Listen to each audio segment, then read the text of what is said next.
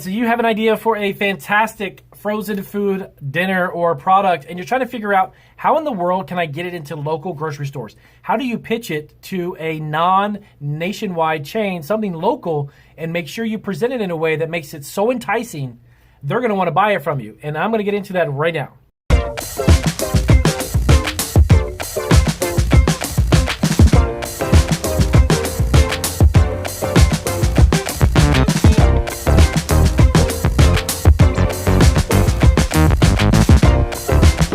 Okay, so I had a great question about frozen food, and exactly the question was in regards to how to get it into local grocery stores. How do you approach them? How do you do that when they're not exactly a nationwide chain who has some corporate buyer who buys in behalf of the frozen food category? How do you do that? So it's a great question, and I'm going to give you a few tips and pointers, and we're going to do it right now. So I'm going to tell you, number one, the first thing you need to do before you even begin to approach anyone with any food product, especially a frozen food one, is you want to make sure that you have a completed product. Okay? If you have an idea for a frozen food product, don't approach them. If you have a nice drawn up sketch of how you want the package done and you've got the food product but you don't have the packaging finished, don't approach them. You need to have a completed product finished and done before you do. Okay, number one. Number two, how are you going to fulfill the orders? Okay, and I know what you're probably thinking is, well, I just want to figure out how do I pitch it to the idea to them. Well, I'm going to go through the process of the steps, and I'm going to give you the idea of how to actually have a product done. Because if you approach a local grocery store and they love the idea of your product and they request a sample, but you don't have one, they're not going to be interested in buying. Okay, so number two was, where exactly are you going to make it? How are you making it? How are you producing it?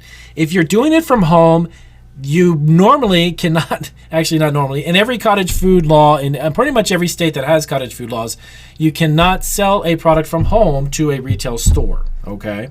I believe California is the only one currently that has a Class B license where you can actually produce products from home and sell them to retailers to then resell them to customers. So they have a third party kind of a clause in there that allows you to do that. That's the only one that I know of. You really need to have a commercial facility, a co-packer, a private label company, something like that going on prior to you approaching a local store. Okay, so number one, we got to make sure that we've got a product finished. Number two, figuring out where you're going to do it. Number three, you need to create a price point. You need to have a wholesale price point and then, of course, a recommended or suggested retail price point for a product, okay? And with that being said, you need to have an understanding of, once you know who's going to make it for you. If you have a co-packer, you need to know how much they can produce in a certain period of time. You need to know what they can do for you as far as packaging, logistics, keeping it frozen. Are they going to store it for you? Are they going to ship it for you? What are they going to do? Because you cannot create that price point and the wholesale price point and figuring out what is your case pack going to be prior to you going to a local store.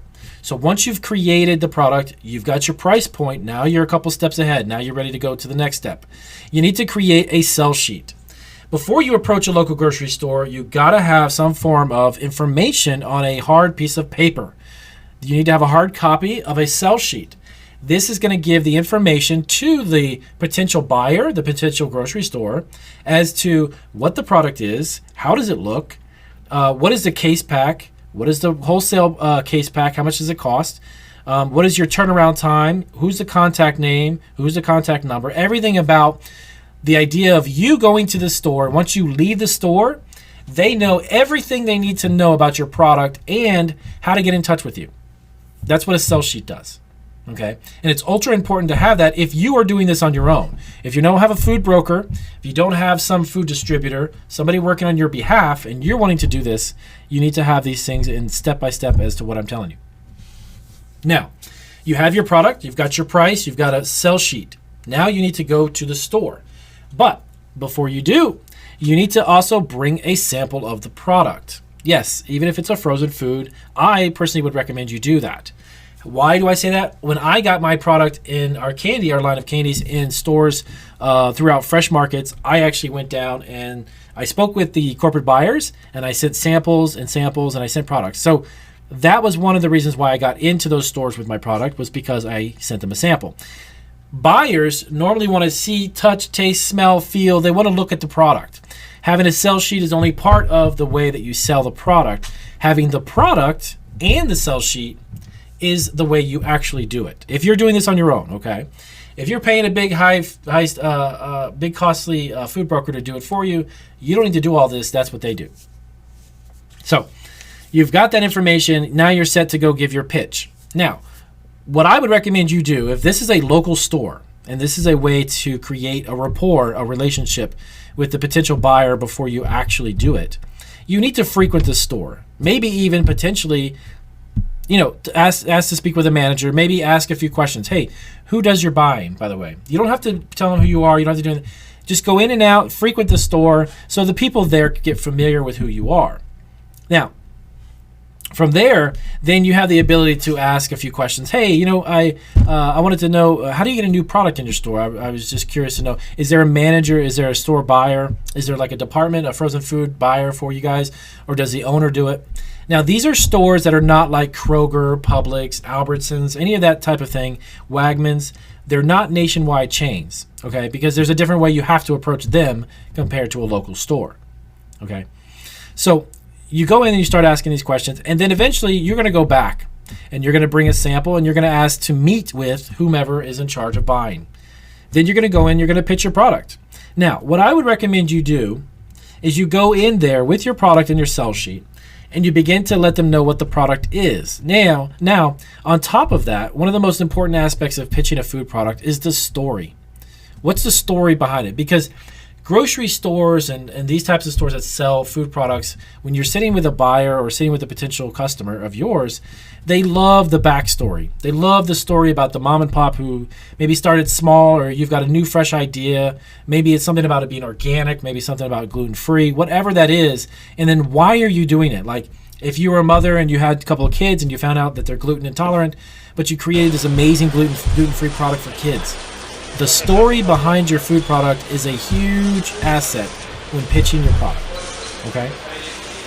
So you want to do it this way. Those are the few steps that I would recommend getting in there. Now, once you do this and you've met with them, you leave them the information. You just need to be patient. Don't knock on their door the next day and say, hey, have you made a decision? Or even 3 or 4 days later, or even a week. It may take a couple weeks for them to figure out if it's something they want to try. Now, the only other thing that I would say you may run into is that a lot of locally owned businesses, like grocery chains or grocery stores, that bring on board locally produced products, they may ask you to sample the product. My wife and I had to do that. We actually did it every weekend. The 9 stores that we had to literally pick our table up, set it up on 9 different stores. Every weekend on Saturday and Sunday, we were out all over sampling our product, and they may ask you to do that. So keep in mind that it's not always said and done when you just drop off a sample and they may place an order. They may want you to come in and kind of push it and sample it and give it out to the customers. Work with the customers as they come in, giving them samples and telling them where they can buy it and how much how much it costs, and then where they can find it in the store. So that may be something potentially they'll say, hey, we need you to do that.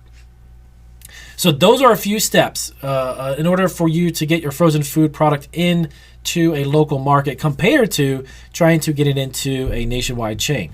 If you want to get into a nationwide chain, that's a whole nother video, and the steps to do that are much more involved, and it is much more challenging because it becomes even more fierce and very competitive to try to get that shelf space for your product. So I always recommend to all of my clients I even do consulting with, try to do it local. Get yourself local, and then from there, get as big as you want, okay? Bring on board food brokers, maybe co-packers or manufacturers, and then a whole ad team and a whole bunch of people to help you promote it. That is something you can do down the road. But when you're first starting, start local, start small, get a few stores under your belt.